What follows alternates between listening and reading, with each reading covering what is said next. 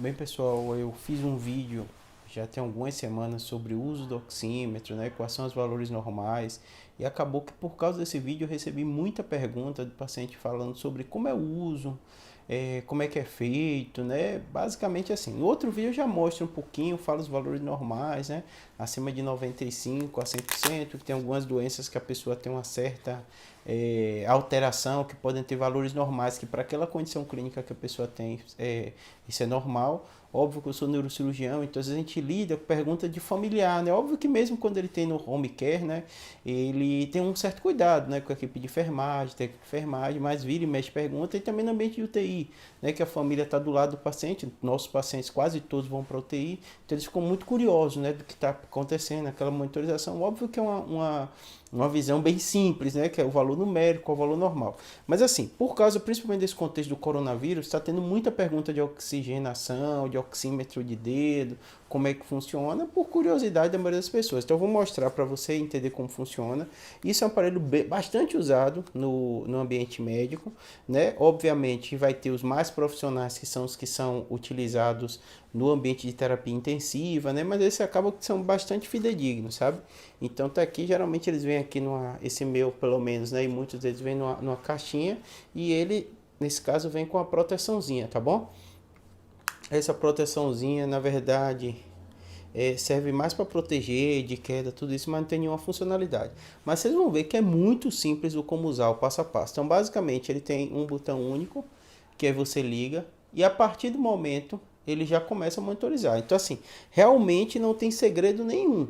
E aí ele vem tipo um clipezinho de um pregador, você coloca o dedo aqui dentro, e aí, depois de ligar, ele vai começar a monitorizar. Então tá aqui para vocês verem, tá vendo? Um clipe no dedo. Vou mudar para outro dedo só para ficar mais fácil para mostrar para vocês. A partir do momento que você colocou, vou dar um foco aqui melhor, tá vendo? Aí ele começa a monitorizar.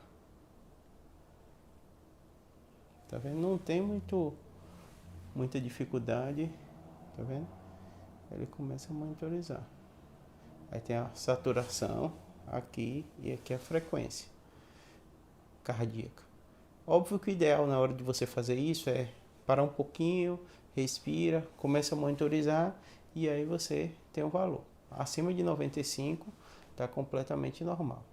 Óbvio que você está falando, está correndo, tem algumas coisinhas que podem ter algum tipo de modificação, mas sempre vai estar nessa faixa. Respirar um pouquinho, vocês vão ver como ele sobe.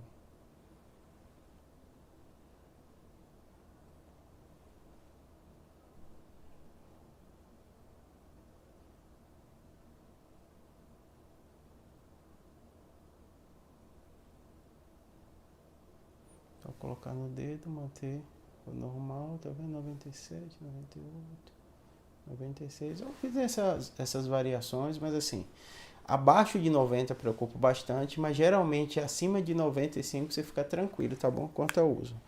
Mulher, só cuidado com a questão de pintar a unha, porque às vezes pode dar uma interferência. Então, se tiver com a unha pintada, ele pode alterar um pouquinho. Aqui dá 97, 98. Tá vendo? Super simples. Abriu, ligou, colocou no dedo. Você vê que em poucos segundos, tá vendo? Ele já começa a pegar. 96, 98, tá vendo? Então assim, não tem muito erro, não tem muita dificuldade, é uma coisa muito instantânea. Obviamente, como é um produto médico, né, vai muito a interpretação. Então não é para ninguém assustar, tem as variações normais, né? Às vezes a pessoa está correndo, está fazendo outra coisa e chega para fazer como eu aqui, vi de lá de fora e estava correndo, é dessas variaçõezinhas. Mas assim, tudo isso na faixa normal. Você respira um pouco, fica 5 minutos, coloca no dedo, vai ficar tranquilinho. No coronavírus tem sido falado muito, só para vocês matarem um pouquinho a curiosidade que eu recebi também, pergunto sobre isso, é porque um dos maiores problemas do coronavírus é justamente afetar o pulmão. E quando ele afeta o pulmão, pode ter uma queda de saturação. E essa é a grande gravidade da doença, muitas pessoas precisam ser entubadas por isso, prejudica a troca gasosa.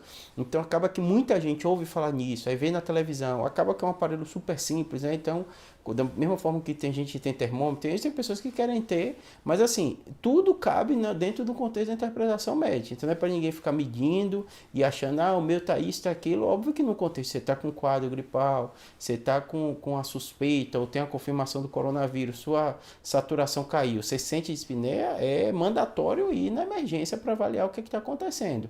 Porque uma das maiores complicações, as maiores causas de morte é justamente isso.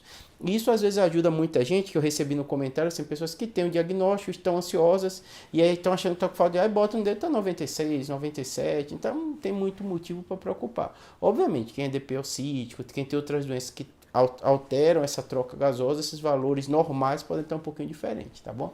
Espero que tenha ajudado, obrigado.